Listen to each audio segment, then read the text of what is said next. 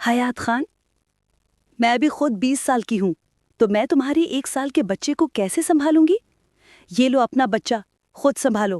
ابھی تو میری خود کھیلنے کودنے کی عمر ہے، مجھے نہیں بچے سنبھالنے آتے۔ دلہن کے لباس میں وہ بیڈ سے اتر کر بچہ گود میں دیتے باتیں سنانے لگی، جس پر حیات خان منہ کھولے اسے حیرت سے دیکھنے لگا، جو پرس سے موبائل نکال کے اپنی پھر سیلفی لینے لگی۔ پھوپھی اماں، آپ کو نہیں لگتا کہ آپ بہارے گل کے ساتھ زیادتی کر رہی ہیں؟ کیونکہ وہ مجھ سے بہت چھوٹی ہے اور اس کی اور میری عمر میں کافی فرق ہے۔ پھوپھی اماں، آپ نے کیا اس سے پوچھا بھی ہے یا نہیں اس شادی کے لیے؟ مجھے تو لگتا ہے کہ آپ اس کے ساتھ زبردستی کر رہی ہیں۔ اگر ایسا ہے تو آپ ہرگز ایسا مت کریے گا۔ میں نہیں چاہتا بہارے گل کے ساتھ کوئی زیادتی ہو۔ حیات خان نے اپنے پھوپھی کے فیصلے کو سنتے ہی فوراً آ کے ان سے بات کی اور بہارے گل کے بارے میں فکرمندی ظاہر کرتے ہوئے انہیں یہ جتایا کہ وہ واقعی ابھی پڑھ رہی ہے اور اس کی عمر اتنی ذمہ داریاں اٹھانے جتنی نہیں ہے۔ اس بات کی تم فکر مت کرو بیٹا، میں جانتی ہوں میری بیٹی ذرا پگلی سی ہے اور چھوٹی چھوٹی باتوں پر توجہ دیتی ہے، بڑی بڑی ذمہ داریوں سے دور بھاگتی ہے، لیکن مجھے پتا ہے کہ وہ ذمہ داری ڈالنے سے بالکل ٹھیک ہو جائے گی۔ اس کی طبیعت کو، اس کے دل کو مجھ سے بڑھ کر کوئی نہیں جانتا، تو پھر تم پریشان مت ہو۔ پھوپھی اماں نے اپنے بھتیجے کے کندھے پہ ہاتھ رکھتے ہوئے کچھ تسلی آمیز لہجے میں کہا، انہیں ہر حال میں بہارے گل کی شادی اپنے بھتیجے سے کروانی تھی۔ ارے حیات بھائی، آپ فکر نہ کریں، وہ تو امی اور پھوپھی اماں کی باتوں میں آ کے میڈیکل کی تعلیم سے بھی خوفزدہ سی ہو گئی ہے۔ اسے تو پہلے ہی پڑھائی میں دلچسپی نہیں تھی، اب تو میڈیکل کی ٹف پڑھائی سے دل بالکل ہی اچاٹ ہو گیا ہے اس کا۔ اسے تو صرف شاپنگ کرنا، گھومنا پھرنا اور میک اپ زیورات سے لگاؤ ہے۔ اسی دلچسپی میں اس نے شادی کے لیے بغیر سوچے سمجھے ہاں کر دی ہے۔ آپ دیکھنا وہ آگے چل کے بدل جائے گی، یوں جیسے شادی سے پہلے ہر عورت ہوتی ہے خود میں مگن اور شادی کے بعد اپنے گھر گھرستی میں گم ہو جاتی ہے، ویسے ہی وہ بھی ہو جائے گی۔ آپ خود کو ہلکان نہ کریں۔ دیکھنا نکاح میں بڑی طاقت ہوتی ہے، وہ بھی آگے چل کر ایک میچور عورت بن جائے گی، بالکل میرے اور گل پاشا کی طرح۔ زائلے نے مسکراتے ہوئے اپنے بھائی کو بے حد اطمینان سے کہا تاکہ اس کی تسلی ہو جائے، مگر وہ حیات خان تھا، اتنی جلدی مطمئن ہونے والا نہیں تھا۔ ہاں، مگر وہ باقی عورتوں جیسی نہیں ہے، وہ دنیا کی ہر لڑکی سے مختلف ہے۔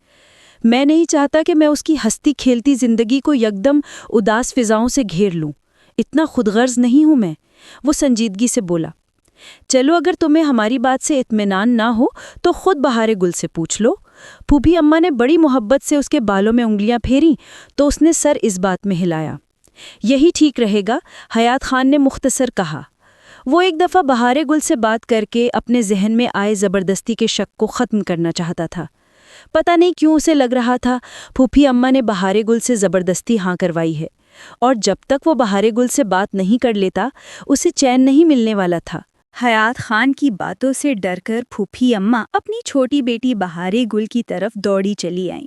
انہیں خوف تھا کہ حیات خان کی باتوں میں آ کر بہارے گل شادی سے انکار ہی نہ کر دے، آخر ہے نا ایک کم عمر نہ سمجھ لڑکی۔ حیات خان کے انداز و بیان میں ایسا جادو تھا کہ کوئی بات اس سے راز میں ہی رہ پاتی تھی۔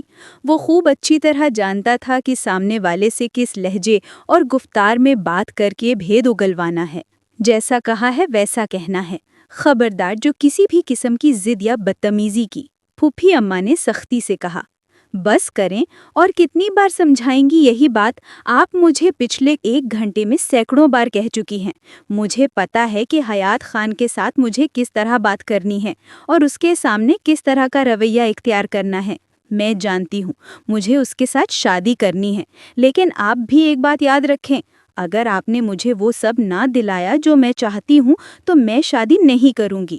پھر آپ روتی رہیے گا کہ آپ کی ساری پلاننگ غرق ہو گئی۔ ماموں والوں کی یا پھر حیات خان کی کوئی بھی جائیداد میرے نام ہو سکتی ہے یا نہیں، یہ سب میں کر سکتی ہوں۔ بہارے گل نے بے خوف انداز میں اپنی ماں کو دھمکی آمیز لہجے میں کہا، جس پر وہ تلملا کر رہ گئی۔ آہستہ بات کرو، آہستہ بات کرو، کتنی بار سمجھاؤں؟ ایسا نہ ہو کہ جو سمجھایا ہے سب کو بتا دو کہ میں نے سمجھایا ہے، کوئی سن لے گا تو قیامت آ جائے گی۔ انہوں نے اس کے تیز بولنے پر ڈرتے ہوئے کہا، کہیں سب خراب نہ ہو جائے، ان کی ساری پلاننگ مٹی میں نہ مل جائے۔ ہاں تو مجھے تنگ مت کرے نا، اس نے لاپرواہی سے کہا۔ کیا کہے گا یہ زمانہ کہ مجھے یعنی گل بی بی کو اپنے باپ بھائی کی جائیداد کا لالچ ہے، یا کسی غرض کے سبب ایک شادی شدہ بھتیجے اور ایک بچے کے باپ سے تمہاری شادی کروا رہی ہوں؟ پھوپھی اماں نے اسے آنکھیں دکھاتے سرگوشی بھری آواز میں کہا، جس کے بعد وہ منہ بسورتے ہوئے ایک بار پھر اپنے موبائل میں جت گئی۔ توبہ ہے، میں اس لڑکی کو کس طرح سمجھاؤں؟ انہوں نے اپنے سر کو پیٹتے ہوئے کہا۔ اچھا نا، اب بس، اب چپ ہو جائے۔ کبھی سکون سے موبائل میں کسی سے بات بھی نہیں کرنے دیتی۔ جب کچھ کرتی ہوں آپ سر پہ آ کے کھڑی ہو جاتی ہیں۔ مسئلہ کیا ہے آپ کا؟ جائیں، اب آپ بے فکر ہو جائیں۔ میں حیات خان سے ایسا کچھ نہیں کہوں گی جسے آپ کی ساری سیاست مٹی میں مل جائے گی۔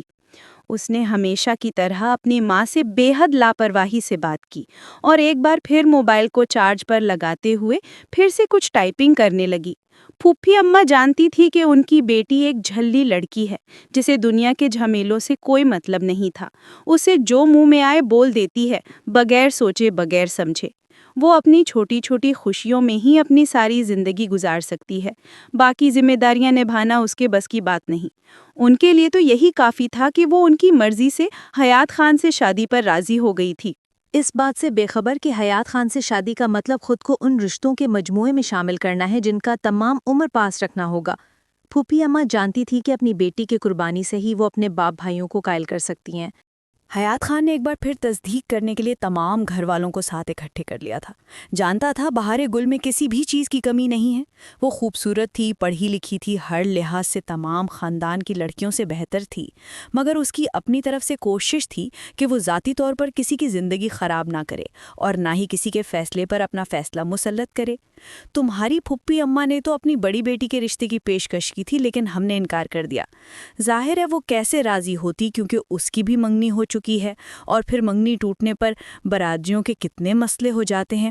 میں نے صاف انکار کر دیا اور ان سے یہی کہا کہ اپنی بیٹیوں کی زندگی یوں تنگ نہ کرے۔ چھوٹی بیٹی کا اس نے کہا تو ہم نے بھی دیر نہ کی۔ ٹھیک ہے، تم سے عمر میں چھوٹی ہے، لیکن یہیں پلی بڑی ہے، تمہیں جانتی ہے، تم اس کو جانتے ہو۔ چھوٹی ہے، گھر کی ذمہ داریاں پڑیں گی تو سب سیکھ جائے گی۔ حیات خان کی ماں سائقہ بیگم نے ایک بار پھر تمام تر باتوں کی آگاہی دی اور اسے سمجھانے کی کوشش بھرپور کی۔ مگر ماں، میں یہ کس طرح مان لوں کہ اس کے ساتھ زبردستی ہو رہی ہے؟ جانے کیوں مجھے کسی بات کی کمی سی محسوس ہو رہی ہے۔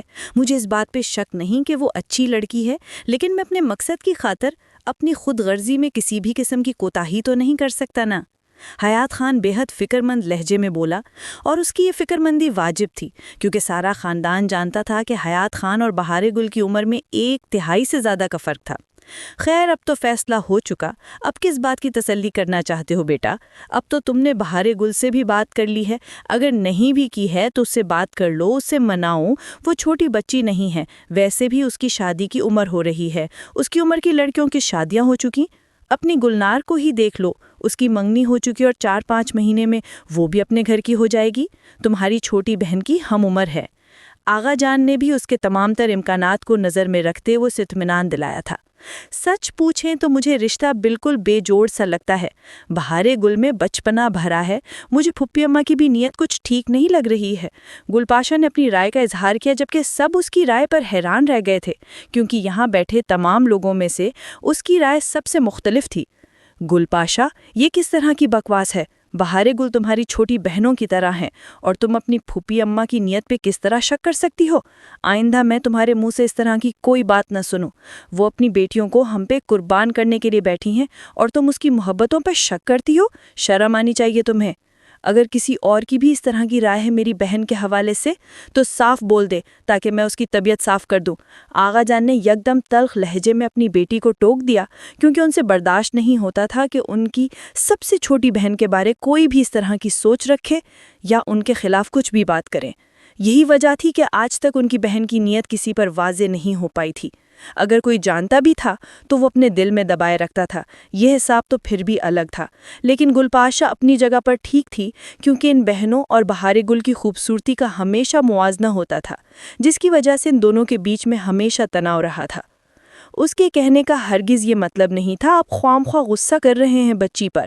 سائقہ بیگم نے فوراً بات کو سنبھالتے ہوئے شوہر کو ٹھنڈا کرنے کی کوشش کی۔ خیر، اب بہت ہوئی باتیں، جاؤ تم سب اب تیاری کرو، نکاح اگلے ہی ہفتے ہوگا اور میں یہ دھوم دھام سے کروں گا کیونکہ یہ میری بھانجی ہے اور حیات خان اب بس بہت ہوا تمہارا سوگ۔ میری بہن نے سب کچھ مجھ پہ لوٹا دیا، اپنا شوہر، اپنا سسرال، تو ان کا اتنا تو حق بنتا ہی ہے نا۔ آغا جان نے ہمیشہ کی طرح دو ٹوک فیصلہ سنایا جو سب کو ماننا ہی پڑا۔ شہباز خان اپنی 3 بہنوں کا اکلوتا بھائی تھا، جس کی وجہ سے اپنی خاندانی جائیداد کا بھی وہ اکلوتا وارث بنتا تھا۔ اس کی تینوں بہنوں کی شادیاں ہو گئی تھیں، بڑی دونوں کی خاندان سے باہر ہوئی تھیں جو اب پاکستان سے باہر رہتی تھی اپنے بچوں کے ساتھ۔ سب سے چھوٹی بہن گل بی بی تھی جو ان کے قریبی گاؤں میں رہتی تھی، مگر اس کی ہمیشہ سے ہی فطرت دوسروں کا حق کھانا تھا اور یہ فطرت اپنے بھائی پہ ظاہر نہیں کر پائی تھی۔ وہ بہت مکار اور چالاک عورت تھی اور ہمیشہ اپنی چالاکی سے اپنے بھائی کو بلیک میل کرتی آئی تھی۔ اس نے اپنی چالاکی اور مکاریوں سے اپنے شوہر کو بھی چھوڑ دیا تھا، اپنے بھائی کو یہ بتا کر کہ اس کے گھر والے، اس کے سسرال والے، اس کا شوہر اس پر ظلم و زیادتی کرتے ہیں اور اسے کہتے ہیں کہ اپنے بھائی سے جائیداد کا حصہ لیں، جبکہ جائیداد کا حصہ لے کر وہ کھا بھی چکی تھی، پھر بھی وہ اسے یہی بتاتی رہی تھی کہ بار بار وہ مجھ سے پیسے مانگتے ہیں۔ جب یہ بات شہباز خان کو پتہ چلی تو اس نے جا کے اپنے بہنوئی سے بات کی، لیکن ان دونوں کی اس بات پر انبن ہو گئی جس کی وجہ سے گل بی بی نے فائدہ لیا اور انہوں نے کہا جو میرے بھائی کی عزت نہیں کرتے میں ان کے ساتھ کیسے رہ سکتی ہوں۔ بظاہر اس نے یہ بھی ظاہر کیا کہ وہ اپنے بھائی کی وجہ سے شوہر اور سسرال کو چھوڑ کر بیٹھ گئی تھی، جبکہ اس کی نیت اپنے بھائی کی جائیداد پر اٹکی ہوئی تھی۔ مگر شہباز خان پر تو اپنی بہنوں کی اندھی محبت کا بھوت سوار تھا۔ وہ اپنی بہنوں کے خلاف بیوی بچوں کی زبان سے ایک لفظ بھی نہیں سن سکتا تھا، یہی وجہ تھی کہ آج تک کوئی ان کے بارے میں کچھ بھی نہ بول سکا تھا اور نہ ہی کہتا تھا۔ وہ آج بھی اپنے بھائی کے دل پہ راج کرتی تھی، جبکہ اس کی 2 باقی بہنیں ایسی نہیں تھیں، اور یہی اتفاق ہوا کہ شہباز خان کا بھی ایک اکلوتا بیٹا اور 3 بیٹیاں تھیں۔ اس کی 2 بیٹیوں کی تو شادی ہو چکی تھی اور سب سے چھوٹے گلنار کی بس منگنی ہوئی تھی۔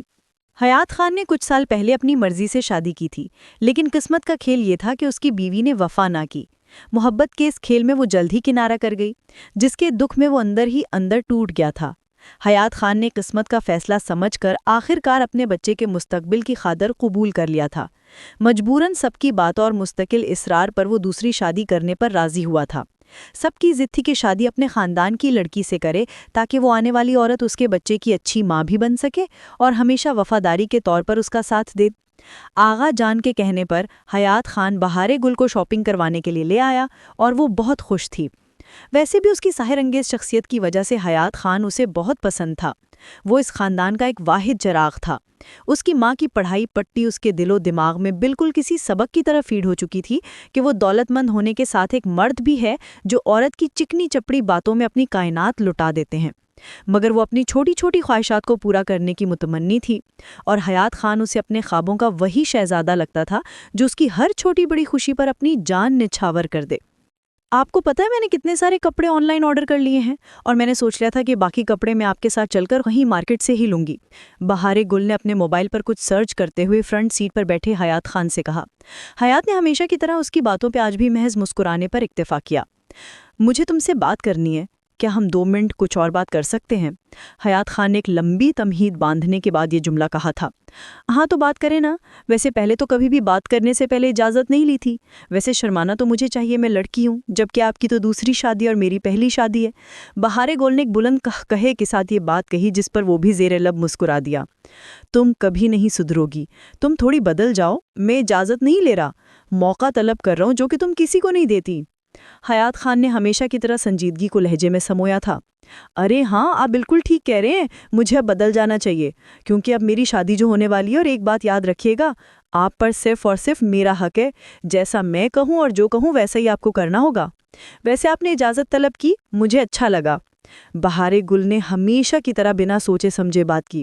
حیات خان نے اس کے لہجے کی شوخی پر کھنکارا، پھر اس کے چہرے پر آنے والی لٹ کو اپنی انگلیوں کی پوروں سے ہٹایا۔ ہاں، مگر تمہیں کچھ باتیں میری بھی ماننی ہوں گی اور تمہیں کچھ ذمہ داریاں بھی لینی ہوں گی۔ بے شک تم میرے لیے سب سے زیادہ اہم ہو، لیکن کچھ حق میرا بھی تم پہ بنتا ہے۔ حیات خان نے اسٹیئرنگ پر ہاتھ جمائے گاڑی ڈرائیو کی اور اپنا پوائنٹ آف ویو رکھنے کی کوشش کی، مگر بہارے گل نے ہوا کی وجہ سے تنگ کرنے والی لٹوں کو جھٹکا دیا اور ایک بار پھر اس کی بات کاٹ دی۔ آپ تو جانتے ہیں میں کس قدر لاڈلی ہوں سب گھر والوں کی۔ ہاں، آپ کی بھی ہوں، مجھے یاد ہے اچھی طرح، لیکن اب زیادہ ہونا چاہتی ہوں نا، کیونکہ اب تو میں آپ کی ہونے والی بیوی ہوں۔ اس کی یہی ادائے بے نیازی ہر کسی کو اپنا گرویدہ بنا لیتی تھی۔ ہاں مگر میں کچھ اور بھی کہنا چاہتا ہوں۔ حیات خان نے ایک بار پھر کچھ کہنے کی کوشش کی مگر وہ باز نہ آئی اور پھر وہ اپنے مخصوص انداز میں بنا رکے بولتی رہی۔ اچھا چلے، مجھے پتا ہے آپ کیا سننا چاہتے ہیں، ویسے تو یہ آپ کو کہنا چاہیے لیکن میں کہہ دیتی ہوں۔ حیات خان میں تمہیں بہت خوش رکھوں گی، تم دیکھ لینا۔ اس نے مصنوعی شرم و حیا کے ساتھ جب یہ ڈائیلاگ بولے تو حیات خان بھی اس کی صدا پر بے اختیار ہنس پڑا۔ وہ جانتا تھا کہ وہ دل کی بہت صاف تھی، جو اس کے دل میں ہوتا تھا وہی اس کی زبان پر، اسی وجہ سے اس کے چہرے پر بھی بے حد شفافیت تھی۔ آج حیات خان کو اس کی خوشی سے کچھ اطمینان تو ہوا کہ کم از کم چلو اس کے ساتھ کوئی زبردستی نہیں ہو رہی۔ دل ہی دل میں وہ بہت اداس تھا کیونکہ ایک بار پھر وہ کسی اور کے ساتھ اسی بندھن میں بندھنے جا رہا تھا جس کی وجہ سے اسے اپنی محبت کو بھلانا ہوگا، مگر یہ اس کے لیے مجبوری تھی کیونکہ یہ قیمت اس کے بیٹے کی خوشیوں کی تھی۔ آج اس کی شادی تھی جو وہ بہت دھوم دھام سے تو نہیں منانا چاہتا تھا، لیکن یہ اس کے خاندان کی مرضی تھی۔ آغا جان نے بہاری گل کے خوشی کے خاطر یہ نکاح دھوم دھام سے رکھا تھا، لیکن بہاری گل کی خواہش تھی کہ اس کے مہندی کی رسم بھی دھوم دھام سے ہی ہو، کیونکہ وہ اپنی شادی میں اپنے دل کی وہ ساری حسرتیں پوری کرنا چاہتی تھی جس کے لیے اس نے کب سے سوچ رکھا تھا۔ مہندی کے سبز اور اورنج سوٹ میں وہ پھولوں کا زیور پہنے اپنی دلہن والے روپ کے ساتھ گزب ڈھا رہی تھی۔ خاندان کا ہر لڑکا اس سے شادی کرنے کا خواہاں تھا، مگر وہ حیات خان کے ساتھ شادی کرنے پر ہی رضامند ہوئی کیونکہ وہ جانتی تھی کہ اس کی ساری خواہشات وہی پوری کر سکتا ہے، ورنہ اسے دنیا کی کسی چیز سے کوئی غرض نہیں تھی۔ ہر کوئی باری باری آ کر ان دونوں کی مہندی کی رسم ادا کر رہا تھا جب اچانک گلنار کو شرارت سوجھی۔ بھئی دلہا دلہن کو بھی ایک دوسرے کی رسم کرنی چاہیے، اس نے بہارے گل کو کوہنی مارتے ہوئے اشارہ کیا۔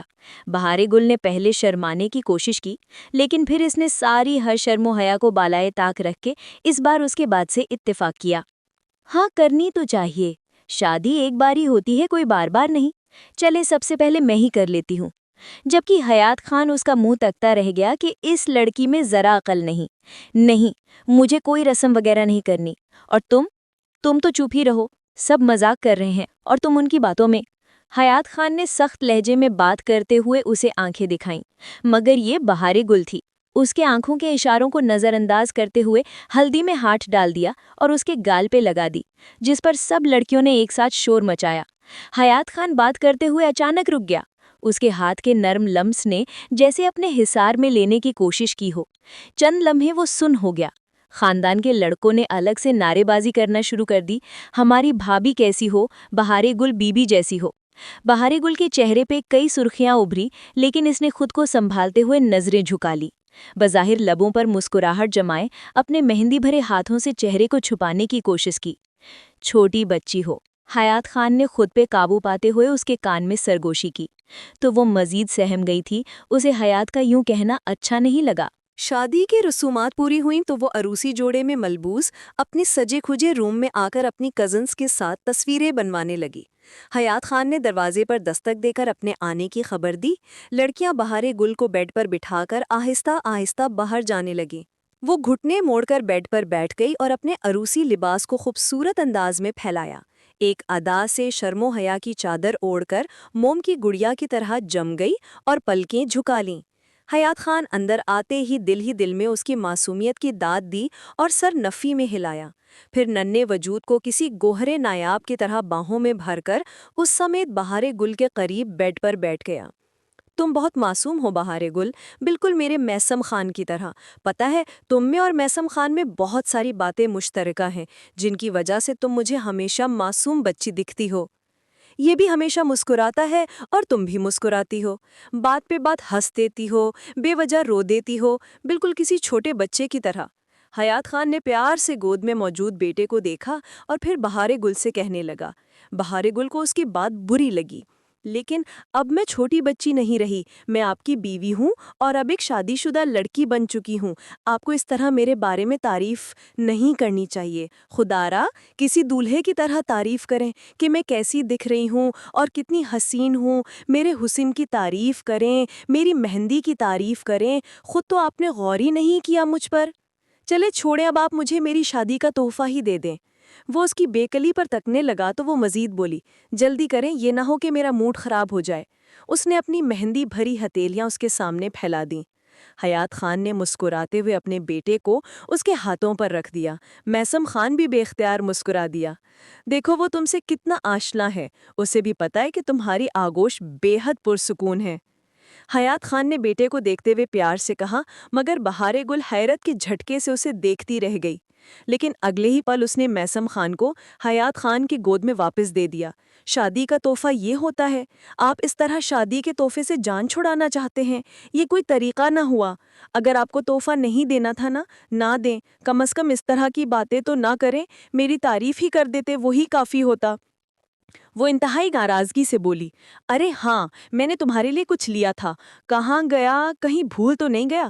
اس نے اپنی جیبوں میں ہاتھ ڈالتے ہوئے کچھ ڈھونڈنے کی کوشش کی، ادھر ادھر دیکھنے، بھولنے کی اداکاری کی، مگر اسے کچھ بھی نہ ملا۔ پھر اس نے میثم خان کو واپس بہار گل کی گود میں دیتے ہوئے کہا، 1 منٹ رکو ذرا، شاید میں نے دراز میں رکھ دیا تھا۔ بہار گل نے خفیف نظروں سے گھورا، چلو جی اپنا ہاتھ آگے بڑھاؤ، شاید ہی تمہیں پسند آئے، لیکن یہ پھپھی اماں نے پسند کیا تھا، بقول ان کے تمہیں انگوٹھیاں بہت پسند ہیں، اس لیے تمہارے لیے انگوٹھی بنوائی ہے۔ ظاہر ہے وہ تمہاری ماں ہے، انہیں زیادہ پتا ہوگا تمہاری پسند ناپسند کا۔ حیات خان نے کہتے ہوئے اس کی انگلی میں وائٹ گولڈ کی ڈائمنڈ رنگ پہناتے ہوئے کہا، ارے واہ، یہ تو واقعی بہت خوبصورت ہے، رکو ذرا میں اس کی تصویر لے کر سٹیٹس پہ لگاتی ہوں تاکہ ہر کوئی دیکھ کے جل جائے۔ یہ لیں اپنے بیٹے کو سنبھالیں، اور بار بار آپ اسے میری گود میں کیوں دے رہے ہیں، جبکہ میری مہندی میری چوڑیوں سے اس کو کوفت ہوگی، خواہ مخواہ اس کی طبیعت نہ خراب دیں۔ میں نے کتنی ساری خوشبو لگائی ہے، ہو سکتا ہے یہ الرجی ہو جائے، بچہ ہے میری گود میں کس طرح ریلیکس رہ سکتا ہے۔ وہ تیز تیز بولتی میثم خان کو دوبارہ اس کی گود میں دے گئی، اب اسے تمہارے ہی گود میں رہنا ہے، اور تم اس کی ماں ہو، یہ تمہاری اولاد ہے، تم دونوں کو ایک دوسرے کے ساتھ ایڈجسٹ کرنا ہوگا۔ یہ میں تم سے بھی کہہ رہا ہوں اور میثم خان سے بھی کہہ رہا ہوں، آج کے بعد جیسا تمہاری موم کہے گی وہی تم کرو گے۔ حیات خان نے اپنے بیٹے کی ٹھوڑی کو پچکارتے ہوئے کہا تو بہار گل اپنا ضبط کھو بیٹھی۔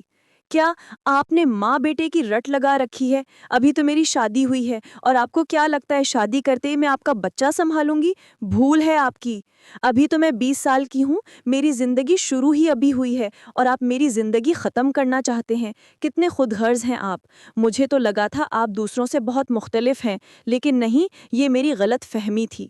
بہار گل غصے سے پھٹ پڑی۔ حیات خان اس کی تلخ کلامی سن کر دنگ رہ گیا۔ بہار گل، خاموش ہو جاؤ۔ حیات خان اپنے لہجے پر قابو پاتے ہوئے بولا، اس نے خود پر ضبط کیا ورنہ اسے بہار گل کی بات پر انتہائی غصہ آ رہا تھا۔ کیا آپ کو چاہیے آپ خود اپنے بچے کو بھی سنبھالیں اور مجھے بھی، کیونکہ میں آپ کی بیوی ہوں، یہ آپ کی ذمہ داری بنتی ہے۔ بلکہ ایسا کریں کہ ایک میڈ لگا لیں جو اس کا اور میرا ایک ساتھ خیال رکھ سکے، ابھی میری عمر اتنی نہیں ہے کہ میں یہ سب ذمہ داریاں سنبھال سکوں۔ وہ جواباً اس کی گھورتی نگاہوں کو نظر انداز کر کے اطمینان سے بولی اور لاپرواہی سے موبائل میں سیلفیاں لینے لگی۔ وہ تو بہار گل کی اس حرکت پر حیران ہی رہ گیا۔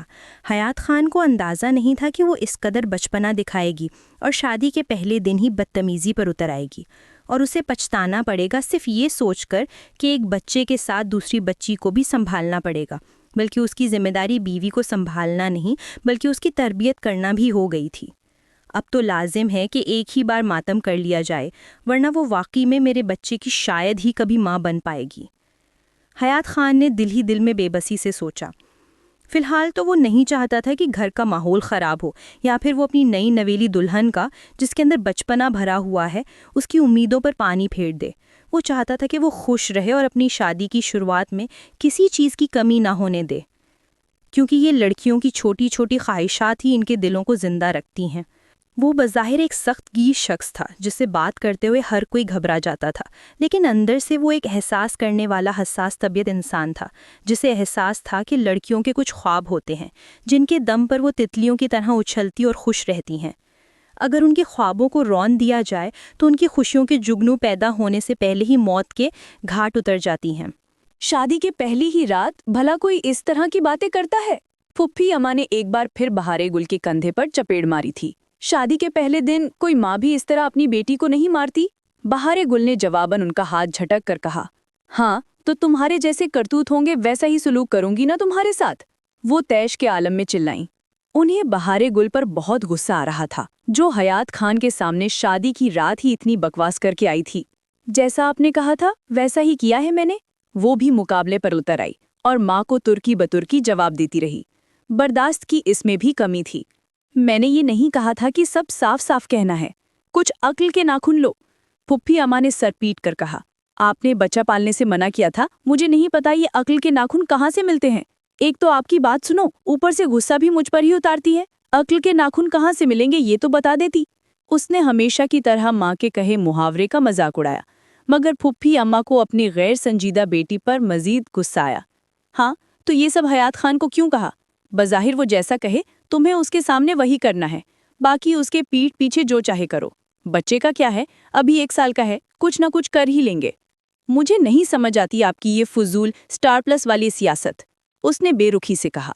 कुछ भी बकवास करती है, ये सब तेरे भले के लिए ही कर रही हूँ। हाँ तो माँ बन के रहें, विलेन क्यों बन रही हैं?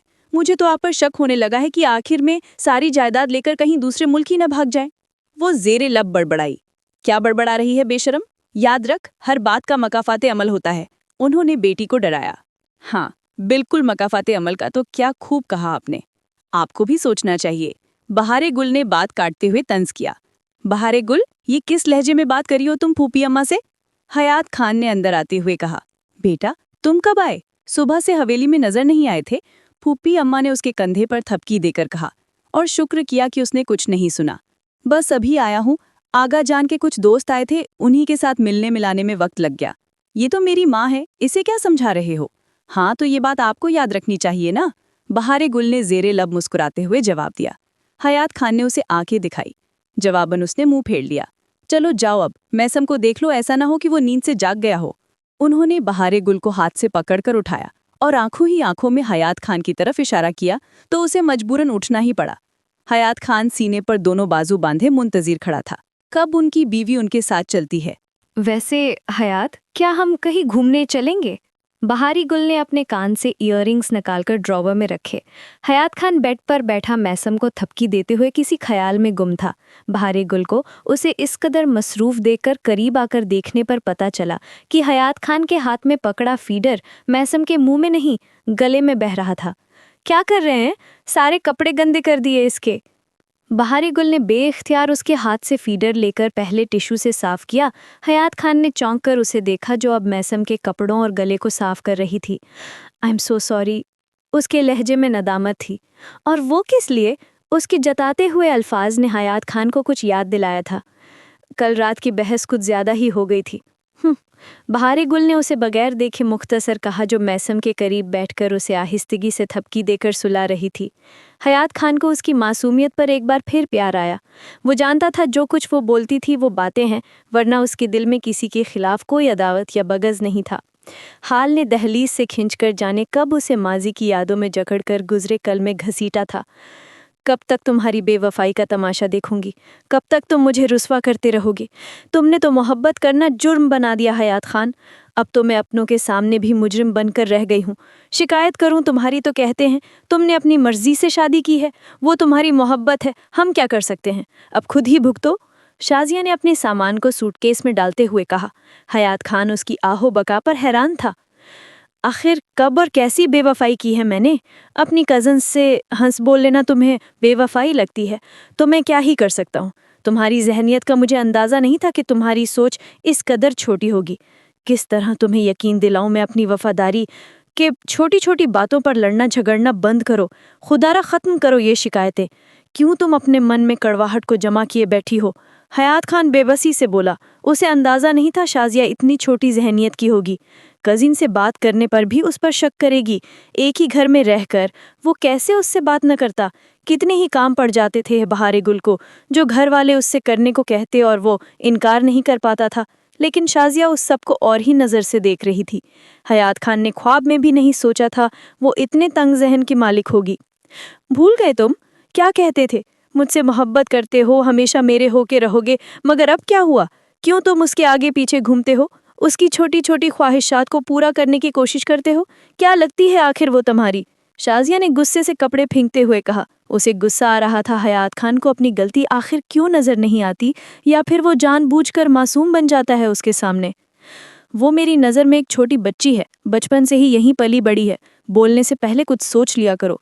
وہ اس کے الزام پر زچ ہو کر بولا، بچی ہے تو بچی بن کر رہے، اسے ہر وقت گاڑی میں ساتھ لیے کیوں پھرتے ہو؟ وہ جل کر بولی، میں اسے گاڑی ڈرائیو کرنا سکھا رہا تھا، وہ بھی آگا جان کے کہنے پر، کیونکہ انہیں کسی اور پر بھروسہ نہیں ہے۔ حیات خان نے ایک بار پھر صفائی دینے کی کوشش کی، مگر شازیہ نے تو جیسے ٹھان لی تھی کہ اس کے کردار کو چوراہے پر لٹکا کر اسے داغدار ثابت کر کے رہے گی۔ حیات خان اس کی باتوں کو سن کر شاک میں پڑ گیا کہ آخر کار کب ان تلخیوں نے جنم لے لیا، کب ان کا رشتہ اتنا کمزور پڑنے لگا جو اس کے بھروسے کے کھڑے کیے ہوئے پہاڑ کو بھی روند کر چلی گئی۔ اس نے ایک اور کوشش کی، اچھا چلو بحث ختم کرتے ہیں، آئندہ جیسا تم کہو گی ویسا ہی میں کروں گا، تم دیکھ لینا، بس تمہارا ہو کے رہوں گا، اگر تمہیں یقین نہیں آتا تو میں اپنے بچے کی قسم کھاتا ہوں۔ حیات خان کو لگا کہ شاید اس کے معافی مانگنے سے اس کا دل خوش ہو جائے تو معافی مانگ کر یہ لڑائی یہیں ختم کر دے۔ قسم کھانا کتنا آسان ہے تمہارے لیے، مگر نبھانا اتنا ہی مشکل۔ بچے کی قسم کھا کے تم خود کو مزید جھوٹا ثابت کرو گے۔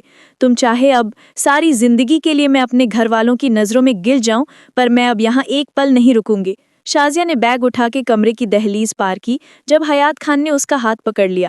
وہ تو پہلے ہی فیصلہ کیے بیٹھی تھی، اب وہ حیات خان کے ساتھ نہیں رہے گی، اسی لیے پل بھر میں سامان اٹھائے جانے لگی۔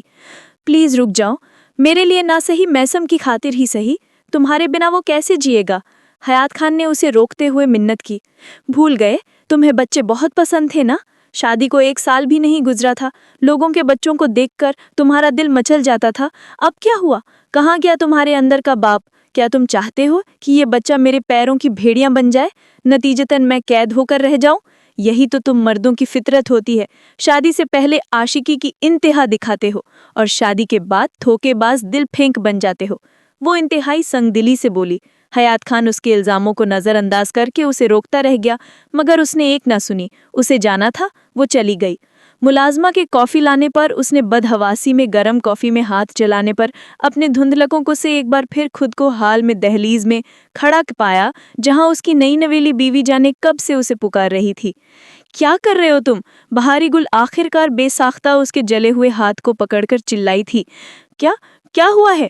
حیات خان اس کی چیخ پر ہوشیار ہوا تو اسے ہاتھ کی جلن کا احساس ہوا۔ بہاری گل بینڈیج باکس لے آئی جس میں سے جلنے والا ٹیوب نکال کر اسے مرہم لگایا۔ میں کب سے تمہیں دیکھ رہی ہوں، تم کچھ ٹھیک نہیں لگ رہے، کیا کوئی بات ہوئی تھی؟ حیات خان کی گھورتی ہوئی نظروں کے حصار کو اپنے وجود پر محسوس کرتے ہوئے اس نے خاموشی کو توڑا۔ شاید تمہارے حسن کا خمار ہے۔ وہ بات کو گھمانے میں ماہر تھا۔ بہاری گل کے چہرے پر سرخی نمایاں ہوئی، وہ بے اختیار اس کا ہاتھ چھوڑ کر ڈریسنگ روم کی طرف چلی گئی۔ اب کیا کھچڑی پک رہی ہے ماموں بھانجی میں؟ سائقہ بیگم نے اندر آتے ہی شہباز خان اور بہارے گل کی بحث سن کر مذاق اڑایا تھا۔ دیکھنو ممانی، آغا جان کو سمجھائیں یہ میری بات کو سنجیدگی سے کیوں نہیں لیتے؟ بہارے گل یہ مصنوعی ناراضگی سے کہا تو آغا جان اس کے انداز پر ہنس دیے۔ اب کیا ہوا؟ سائقہ بیگم نے ایک سونے کا سیٹ نکال کر اس کے سامنے رکھا اور اسے دیکھنے کا اشارہ کیا۔ یہ لڑکی کہہ رہی ہے کہ ملازمین کی تنخواہیں کیوں نہیں بڑھاتے؟ بیچارے وہ سب اتنے میں کیسے گزارا کرتے ہوں گے؟ میں نہیں کہتا تھا، یہ لڑکی بالکل جھلی ہے، آغا جان نے ہنستے ہوئے کہا۔ کیوں لڑکی، یہاں کوئی سونے کی کان ہے کیا جو تم غریبوں یتیموں کا ٹھیکہ لینا چاہتی ہو؟ شازیہ کو تم نے بلایا ہے؟ اس نے سونے کے سیٹ کو دیکھنے کے لیے کھولا ہی تھا کہ گلنار نے آ کر اچانک اندر جھٹکے سے اس کے ہاتھ سے باکس چھین کر کہا۔ وہ ڈر کر چونک گئی۔ یہ کیا طریقہ ہے اور بکواس ہے یہ؟ آغا جان نے اسے یکدم جھڑکا تو گلنار نے فوراً کہا، آپ نہیں جانتے ہیں جسے آپ جھلی سمجھتے ہیں نا، آپ کے پیٹھ پیچھے یہ شازیہ سے دوستیاں بنا رہی ہے۔ وہ انتہائی غصے سے بولی۔ کیا یہ سچ کہہ رہی ہے؟ آغا جان حیرت سے پوچھا۔ میں نے بس اس کے ساتھ بات کی تھی، بہارے گل گھبرا کے بولی۔ میں نے پوچھا کیا، گلنار سچ کہہ رہی ہے؟ آغا جان نے غصے سے کہا۔ وہ جواب دیتے جھجکی تو آغا جان نے ہاں یا نہ میں ہی جواب مانگ لیا۔ جی ہاں، اس نے مختصر کہا۔ لیکن کیوں؟ کیا ضرورت تھی؟ وہ یہ گھر اور اپنا شوہر چھوڑ کر کب کی چلی گئی تھی؟ تمہیں کچھ اندازہ ہے تم نے کیا کیا ہے؟ آغا جان نے غصے سے گھورتے ہوئے کہا اور سوچ میں گم ہو گئے۔ آغا جان، اس سے پوچھے مقصد کیا ہے اس کا؟ گلنار نے غصے سے کہا۔ اسے یقین تھا بہارے گل کے دماغ میں کچھ نہ کچھ تو چل ہی رہا ہے، بلا وجہ تو اس نے شازیہ کو نہیں بلایا ہوگا، لیکن بہارے گل نے اس کی بات کا جواب نہیں دیا اور خاموش رہی۔ بہار گل ان سب کے رد عمل پر خاموش ہو گئی، مگر اسے اندازہ نہیں تھا کہ شازیہ اتنی جلدی گھر آ پہنچے گی۔ کچھ دن پہلے شازیہ اس سے شاپنگ مال میں ملی تھی۔ اس کے لہجے میں بہت شرمندگی تھی۔ بہار گل اس سے بات نہیں کرنا چاہتی تھی، لیکن اس نے اصرار کیا تو وہ اس کی حالت دیکھ کر پگھل گئی۔ وہ بہت بدلی سی لگ رہی تھی۔ اس نے بتایا کہ جس شخص کی خاطر اس نے سب کچھ چھوڑ دیا، اس نے بھی کسی کی خاطر شازیہ کو چھوڑ دیا۔ شاید اسے حیات خان کے ساتھ بے وفائی کرنے کی سزا مل رہی تھی۔ اس نے التجا کی کہ وہ ایک بار میثم سے ملنا چاہتی ہے۔ بہار گل مان گئی تھی، لیکن اس نے انتظار کرنے کا کہا تھا۔ یہ بات اس نے صرف ماں کو بتائی تھی۔ شاید انہوں نے ہی شازیہ کو گھر آنے کا کہا ہوگا، کیونکہ وہ اپنی ماں کو جائیداد اور میثم کے معاملے میں اپنا فیصلہ سنا چکی تھی، مگر سب نے شازیہ کو برا بھلا کہہ کر اسے واپس بھیج دیا، جبکہ بہار گل کو ایک ماں بچے کی ملاقات پر کوئی اعتراض نہیں تھا۔ یہ بات جب حیات کو پتہ چلی تو اسے بھی سخت غصہ آیا، لیکن خاموش رہا۔ معاملہ یہی ختم نہیں ہوا۔ حویلی میں سب نے واویلا مچا دیا تھا۔ سب کو اس کی یہ حرکت بری لگی تھی۔ میثم کے برتھ ڈے کے دن حیات خان کو سوشل میڈیا اکاؤنٹس پر شازیہ کی سیلیبریشن پوسٹ کا نوٹیفیکیشن ملا تھا۔ حیات خان نے اس گمان میں پوسٹ دیکھی کہ شاید وہ اپنے بیٹے کے جنم دن پر اسے یاد کر رہی ہوگی، مگر شازیہ کو کسی دوسرے مرد کے ساتھ خوش دیکھ کر اسے اپنی محبت پر بے تحاشا پچھتاوا ہوا تھا۔ وہ خود کو بے وفا سمجھتا رہا۔ اسے بھرم تھا کہ وہ وفاؤں کی ملکہ تھی، مگر بے وفائی کی جیتی جاگتی تصویر بن کر وہ خوش تھی۔ اسی وجہ سے ہی وہ دوسری شادی پر راضی ہوا تھا، مگر یہ بات اس نے کسی سے نہیں کہی تھی۔ آسیہ کیا ہوا ہے میثم کو؟ کب سے وہ روئے جا رہا ہے؟ میثم کے رونے کی آواز سن کر بہار گل اپنے ناخنوں پر پینٹ کرتے ہوئے آسیہ کو تلقین کی تھی۔ معلوم نہیں آج اسے کیا ہو گیا ہے، مجھے لگتا ہے اس کی طبیعت بہت خراب ہے، مستقل روئے جا رہا ہے۔ آسیہ جو جانے کب سے میثم کو گود میں لیے ادھر سے ادھر کمرے میں چکر کاٹ رہی تھی، اس نے پریشانی سے کہا۔ بہار گل اسے روتا ہوا دیکھ نہیں پائی، اس لیے خود اس کی طرف چلی آئی۔ اپنے موبائل میں پوئم چلا کر اسے سنانے لگی۔ میثم کچھ دیر کے لیے خاموش ہو گیا، مگر اگلے ہی کچھ لمحوں میں ہی وہ پھر سے رونے لگا۔ بہار گل نے اس کا ٹیمپریچر چیک کیا تو وہ حیران رہ گئی۔ اسے بہت تیز بخار تھا۔ تم جاؤ غفور چچا سے کہو کہ گاڑی نکالیں، اسے ڈاکٹر کے پاس لے جانا ہوگا، وہ پریشان کن لہجے میں بولی۔ اسے کچھ سمجھ نہیں آ رہا تھا، جلدی سے اپنا بیگ لیا اور باہر لان میں آ گئی۔ بی بی، ڈرائیور تو کہیں بڑے صاحب کے کام سے گیا ہے، آسیہ نے عجلت میں آ کر بتایا۔ اچھا تم جاؤ آغا جان کی گاڑی کی چابی لے آؤ، اگر پوچھیں تو میرا بتا دینا۔ اس نے آسیہ کو اپنے ساتھ لیا اور خود گاڑی ڈرائیو کر کے ہسپتال پہنچی۔ اپنے آغا جان کی گاڑی لے کر کہاں گئی تھی وہ بھی خود اکیلی ڈرائیو کر کے؟ سائقہ بیگم نے لہجے کی تلخی کو چھپاتے ہوئے پوچھا۔ ہاں وہ میں آغا جان سے پوچھ کر گئی تھی، دراصل غفور چچا کہیں باہر گئے ہوئے تھے اور آسیہ نے بتایا کہ بشیر کی بھی طبیعت خراب ہے۔ بہار گل نے ان کے رویے کا نوٹس لیے بغیر جواب دیا۔ کیا ضرورت تھی خود ڈرائیو کرنے کی؟ تم کتنی ہیش ڈرائیو کرتی ہو، کچھ اندازہ ہے تمہیں؟ میں کتنی پریشان ہو گئی تھی۔ میرا ڈرائیونگ ٹیچر حیات خان تھا، اس نے برق رفتاری سے کہا۔ اس کی حاضر جوابی نے سائقہ بیگم کے غصے کو مزید آگ دی تھی۔ شہباز اور حیات نے واقعی تمہیں سر چڑھا لیا ہے، تم نے سوچ بھی کیسے لیا کہ تم میثم کو ہماری اجازت کے بغیر اس ڈائن شازیہ کو حوالے کرو گی؟ اور اتنی ہمت کس نے دی ہے کہ تم میثم کی کسٹڈی کا فیصلہ کرو؟ ہم کیا مر گئے ہیں یہاں؟ بہار گل ان کی بات کو سمجھ نہیں سکی کہ وہ کیا کہہ رہی تھیں، کیونکہ سب کو غلط اطلاع دینے والی گلنار تھی۔ بہار گل کے ہسپتال جاتے ہی اس نے ماں بہنوں کا برین واش کیا، جبکہ حیات خان نے بھی اس کی بات سنی، مگر وہ بات کی تہ تک جا کر ہی نتیجہ اخذ کرتا تھا۔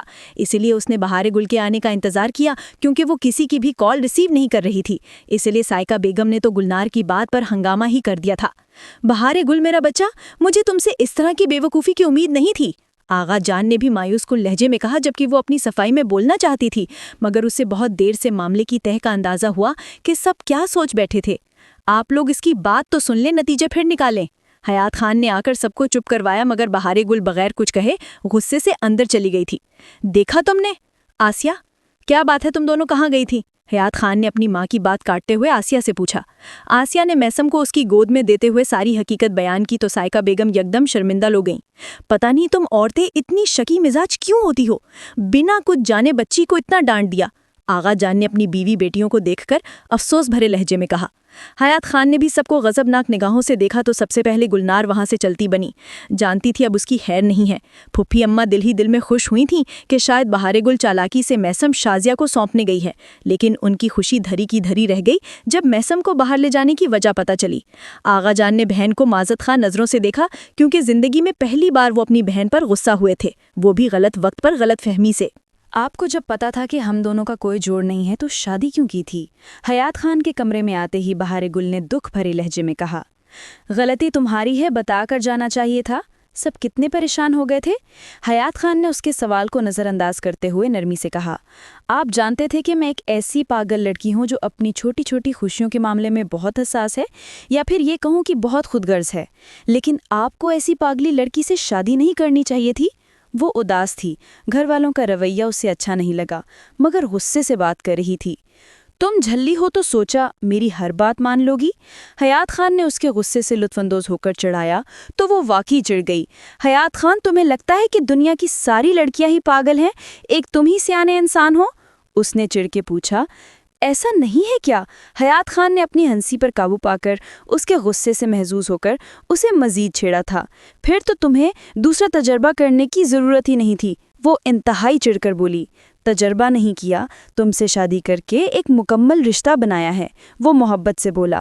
ہاں تو شادی کے بعد بھروسہ بھی کرنا چاہیے تھا۔ سب کو یہ کیوں لگتا ہے کہ میں میسم سے جان چھڑانا چاہتی ہوں؟ اس کی آواز بھیگ گئی۔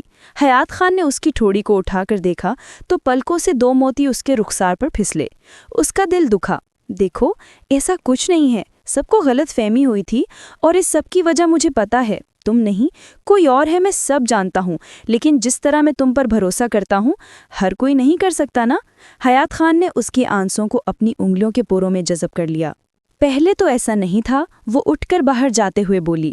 پہلے اور اب میں فرق ہے، اور ہمارے اور باقی کے رشتوں میں بھی فرق ہے۔ حیات خان نے دونوں شانوں سے پکڑ کر بہار گل کو اپنے سامنے کھڑا کیا۔ وہ اس کو قریب پا کر گھبرا گئی مگر ہل نہ سکی، کیونکہ حیات خان کے ہاتھ اس کے کندھوں پر جمے تھے، اور یہ رشتوں کی ڈور کمزور ہے یا مضبوط، یہ ہم پر منحصر ہوتا ہے۔ حیات خان نے اس کے کان کے قریب سرگوشی کی۔ وہ اس کی سانسوں تک کو محسوس کر سکتی تھی، اتنا قریب تھا وہ۔ حیات خان، تم بہت اچھے مصنف بن سکتے ہو۔ بہار گل نے اپنے دل کی دھڑکنوں پر قابو پا کر اس کے سینے پر مکہ مار کر پیچھے ہٹایا تھا۔ وہ جانتا تھا کہ بہار گل نے غصے سے نہیں دھکیلا، بلکہ وہ اس کی بات سے قائل ہو گئی تھی۔ پھر کیا خیال ہے، اعتراف کر لیا جائے ایک دوسرے سے؟ اس نے بہار گل کی آنکھوں میں جھانک کے پوچھا۔ کیسا اعتراف؟ بہار گل نظریں جھکا کر پوچھنے لگی۔ دل زور زور سے دھڑک رہا تھا۔ حیات خان کی آنکھوں سے نکلتی محبت کی شعاؤں کو وہ بخوبی محسوس کر رہی تھی۔ یہی کہ میں تم سے محبت کرتا ہوں اور تم مجھ سے۔ حیات خان نے اسے اپنی باہوں کے گھیرے میں لے کر محبت سے چور لہجے میں کہا۔ میں نہیں کرتی، اپنا بتائیں، آپ کرتے ہیں کیا؟ بہار گل نے لڑکھڑاتے لہجے میں جھوٹ بولنے کی کوشش کی، جس پر حیات خان کے چہرے پر مسکراہٹ آ گئی۔ بہار گل کا سرخ چہرہ، لرزتی پلکیں اس کے دل کا حال صاف بیان کر رہی تھی۔ وہ طمانیت سے مسکرا دیا۔ میں تو تم سے بہت محبت کرتا ہوں، کرتا تو پہلے بھی تھا، لیکن وہ محبت الگ تھی۔ اب تم سے اپنی شریک حیات، اپنی بیوی کی حیثیت سے محبت کرتا ہوں اور ہمیشہ کرتا رہوں گا۔ حیات خان نے اسے نرمی سے اپنے ساتھ لگا کر کہا تو شرمائے گھبرائی سی بہار گل اس کے سینے سے لگی، اس کی دھڑکنوں کو سننے لگی۔ اب تم بھی اعتراف کر ہی لو، کیونکہ میں جانتا ہوں تم بھی مجھ سے محبت کرتی ہو۔ حیات خان نے اس کے ماتھے پر ٹھوڑی رکھ کر کہا تو بہار گل مسکرا دی، اسے اظہار کرتے شرم آ رہی تھی۔ پھر شرارت سے اس کے گرد اپنے بازو لپیٹ کر بولی، آپ مجھے اچھے لگتے ہیں، بس اگر یہ محبت ہے تو ٹھیک ہے۔ وہ دانتوں تلے لب دبا کے شرارت سے گویا ہوئی۔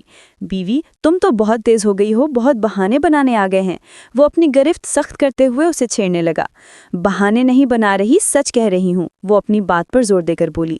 اچھا، اور وہ جو کل تم میسم سے کہہ رہی تھی تمہیں اس کے پاپا سے محبت ہے، وہ کیا تھا؟ حیات خان نے اچانک کہا تو وہ گھبرا گئی۔ آپ سن رہے تھے؟ فوراً پوچھا۔ ہاں بالکل سن رہا تھا، وہ مزے سے بولا۔ جب سن ہی لیا ہے تو پھر کیا بتاؤں؟ وہ آنکھیں میچ کر بولی۔